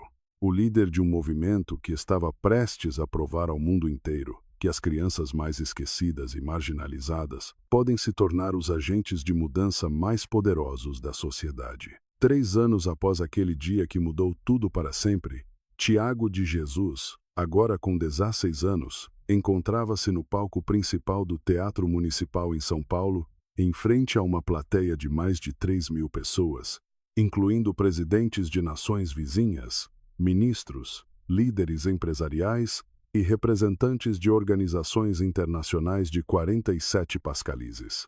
Era a cerimônia de encerramento do primeiro Congresso Mundial de Transformação Social Juvenil, um evento que nascera do sucesso extraordinário do programa Novos Ares. Excelentíssimos convidados, começou Tiago com a confiança serena de quem aprendera a transformar sua dor em propósito. Há exatamente 3 anos e 2 meses, eu era um garoto de 12 anos que vivia nas ruas desta cidade, procurando comida em lixeiras de restaurantes e dormindo em prédios abandonados. Um silêncio profundo encheu o teatro. Nas primeiras fileiras, Ricardo Montenegro, agora reconhecido mundialmente como pioneiro em inovação social, observava com lágrimas de orgulho nos olhos o jovem que salvara sua vida e que agora inspirava o mundo inteiro. Hoje, continuou Tiago, estou aqui para anunciar que o programa Novos Ares transformou oficialmente a vida de 47.328 crianças e jovens em 89 cidades de 23 países em 3 continentes. A ovação que se seguiu foi ensurdecedora, mas Tiago levantou a mão indicando que tinha mais a dizer. Mas as estatísticas, por impressionantes que sejam, não contam a história real. A história real está sentada aqui com vocês esta noite.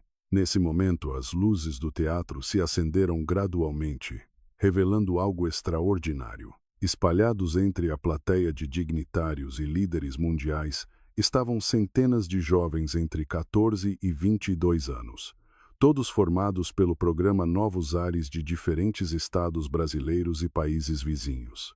Isabela Castro, disse Tiago, e uma jovem de 19 anos levantou-se de seu assento no meio do público, que há 3 anos era uma garota de rua que roubava para sobreviver. Acabou de se formar como engenheira de sistemas pela Universidade de São Paulo, USP, e desenvolveu um aplicativo que ajudou a localizar 312 crianças desaparecidas no Brasil. Isabela cumprimentou com dignidade enquanto o público aplaudia. Carlos Dias, continuou Tiago, e um jovem de 21 anos se pôs de pé, que conhecia todos os cantos onde se vendia crack porque ele mesmo fora um vendedor. Agora é investigador especializado em narcóticos e desmantelou 15 redes de tráfico em 5 estados. Rodrigo Almeida, e outro jovem se levantou, que sobrevivera nas ruas, memorizando rotas de fuga. Agora é consultor internacional, em planejamento urbano, e redesenhou sistemas de transporte público em 12 cidades. Um a um, Tiago apresentou dezenas de jovens cujas histórias seguiam o mesmo padrão transformador. Habilidades desenvolvidas para a sobrevivência que foram canalizadas para contribuições sociais extraordinárias. Ana Lúcia, cuja capacidade de persuasão enquanto pedia esmola agora, a tornava mediadora comunitária de sucesso. Diego, cuja capacidade de encontrar abrigo nos lugares mais improváveis agora o tornava especialista em planejamento de emergência. Qual é exatamente a diferença metodológica entre este programa e as abordagens tradicionais para crianças de rua? Perguntou a doutora Patrícia Costa, representante da Unicef para a América Latina. Ricardo levantou-se para responder, mas Tiago fez um sinal indicando que ele responderia. Doutora Costa, a diferença fundamental é filosófica antes que metodológica. A maioria dos programas tradicionais opera a partir de uma premissa de déficit. Identificam o que essas crianças não têm. Nosso programa opera a partir de uma premissa de força. Identificamos as habilidades extraordinárias que essas crianças desenvolveram.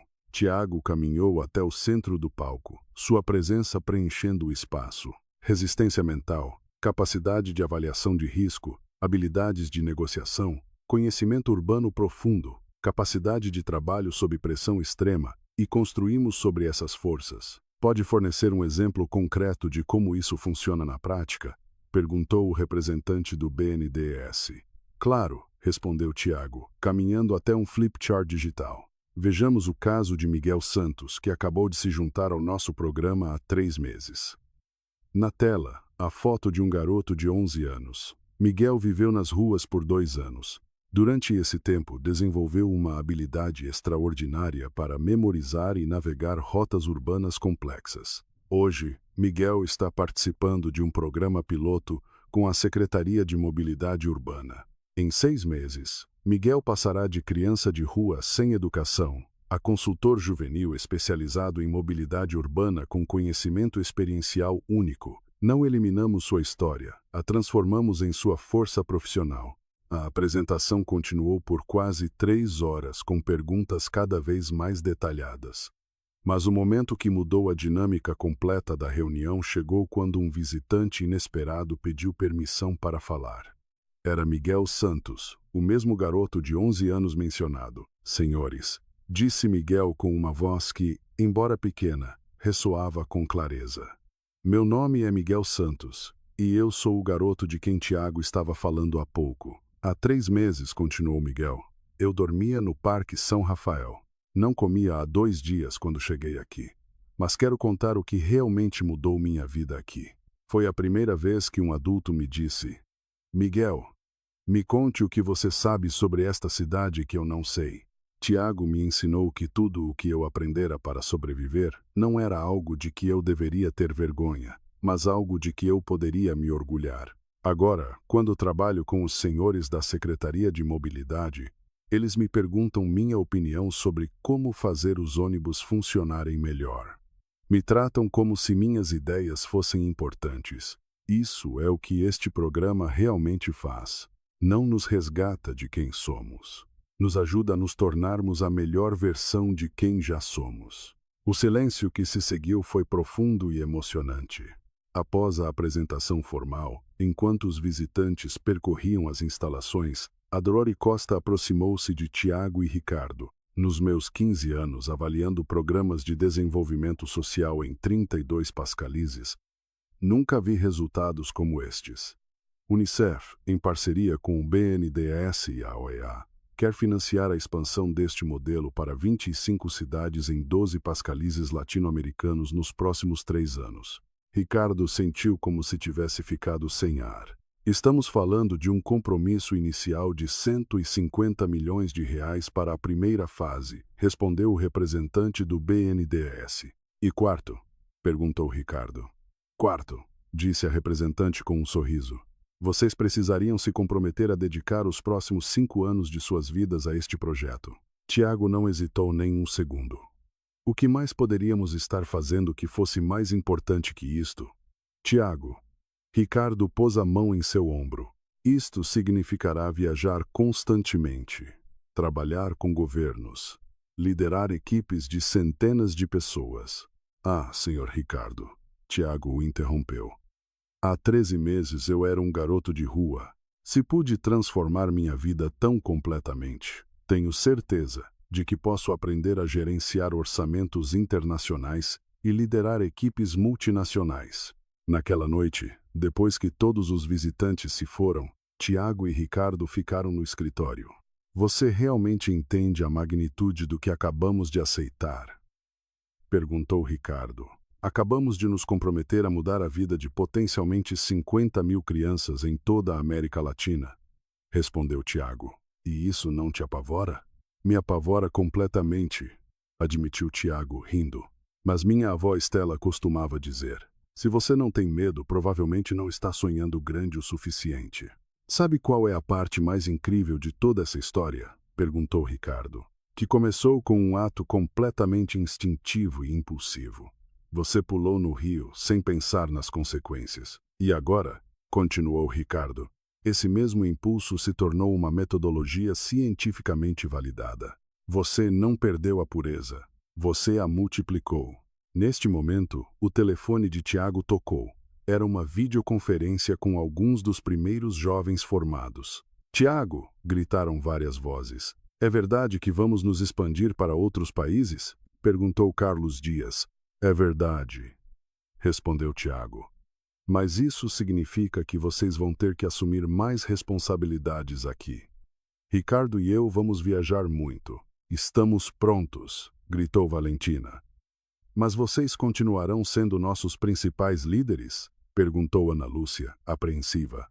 Sempre, respondeu Tiago. este lugar, e vocês sempre serão nosso coração. Ana Lúcia, perguntou Ricardo, há algo específico que te incomoda? É que, disse Ana Lúcia timidamente, antes de vir para cá, tive muitos adultos que me prometeram coisas e depois foram embora.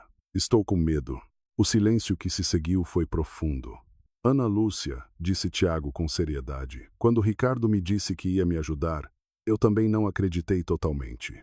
Então, decidi confiar, porque merecia a chance de ver o que aconteceria se alguém realmente cumprisse suas promessas. O que você está me dizendo para fazer? Estou te dizendo que vale a pena correr o risco de confiar em nós, porque o pior que pode acontecer é você terminar onde começou, mas o melhor que pode acontecer é sua vida se transformar completamente. Porque, interveio Isabela, nós vamos garantir que cumpram.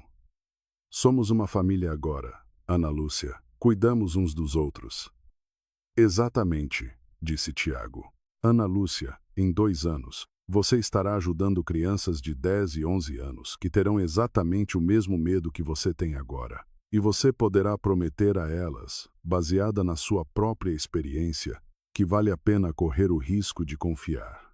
A energia na ligação se transformou. Acho que cada um de nós deveria escrever uma carta para as primeiras crianças que vão entrar nos programas em outros estados, disse Rodrigo. Podemos fazer vídeos também, acrescentou Carlos. Poderíamos criar um sistema de irmãos mais velhos internacionais.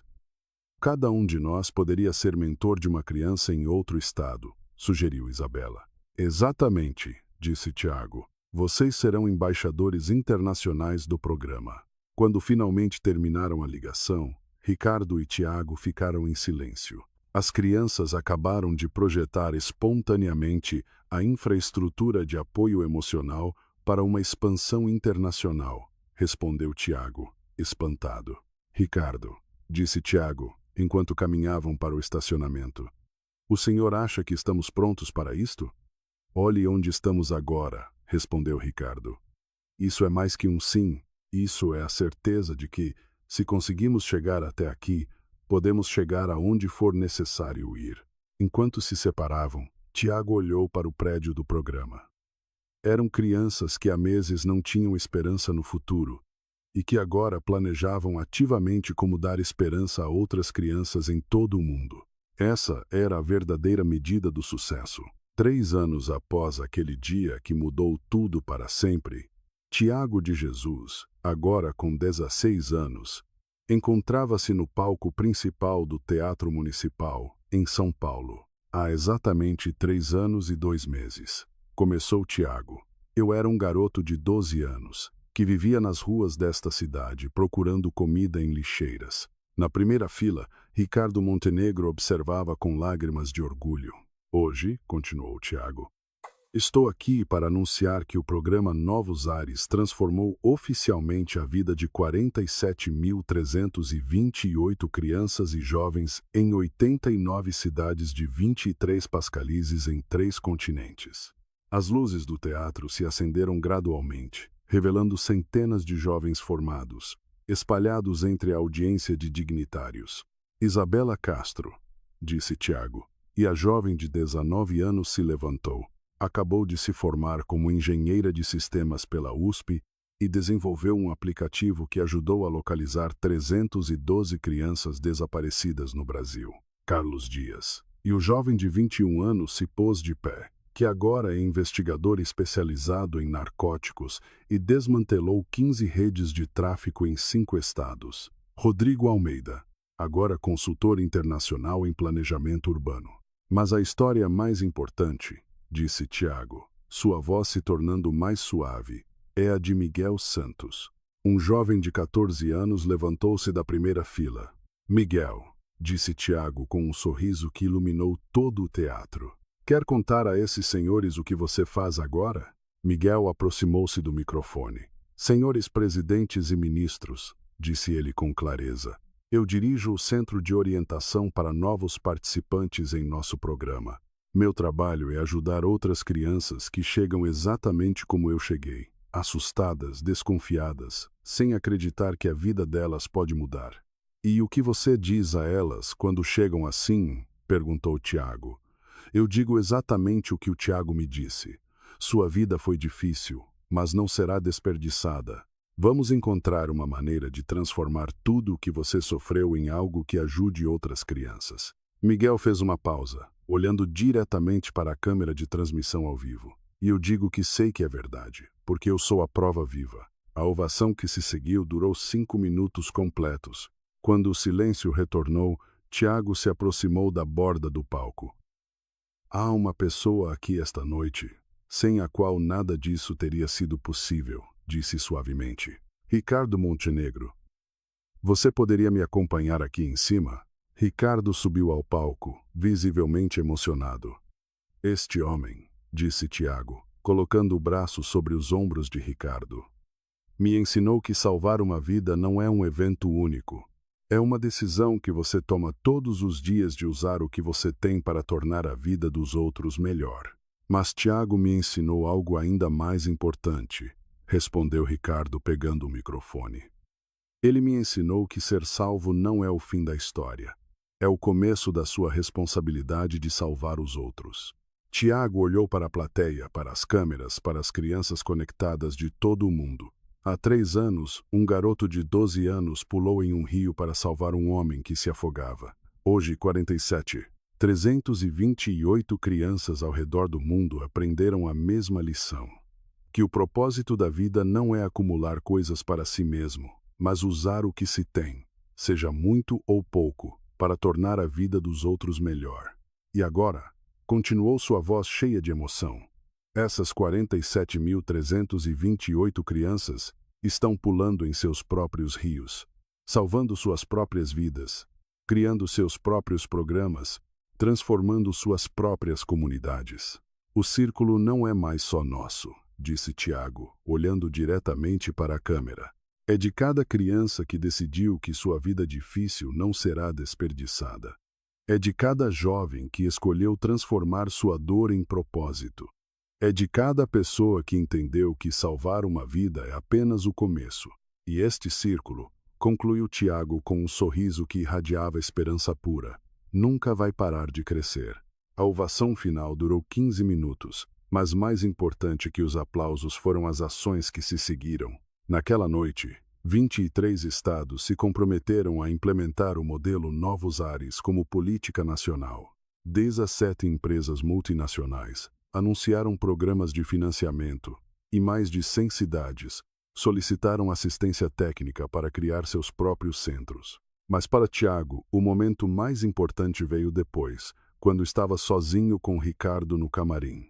Sabe o que é mais incrível de tudo isso? Perguntou Ricardo. O quê? Que você não precisa mais. O movimento já tem vida própria.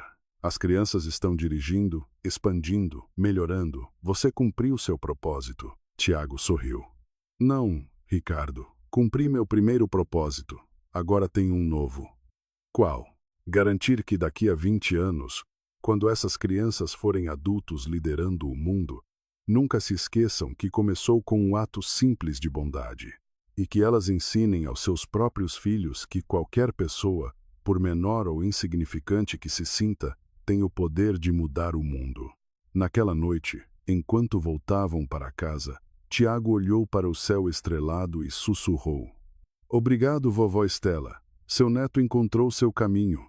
E em algum lugar da cidade, uma criança de 10 anos que estivera vivendo nas ruas viu a transmissão do evento em uma televisão de loja e, pela primeira vez em anos, ousou acreditar que talvez, só talvez, sua vida também pudesse ter propósito. O círculo continuava se expandindo, uma vida salva de cada vez, uma esperança renovada de cada vez, um futuro transformado de cada vez. Tudo começara com um garoto corajoso, que decidiu que a vida de um estranho valia mais do que sua própria segurança. E agora, milhares de crianças ao redor do mundo estavam aprendendo a mesma lição, que o ato de bondade mais singelo pode criar ondas de mudança que se estendem pela eternidade.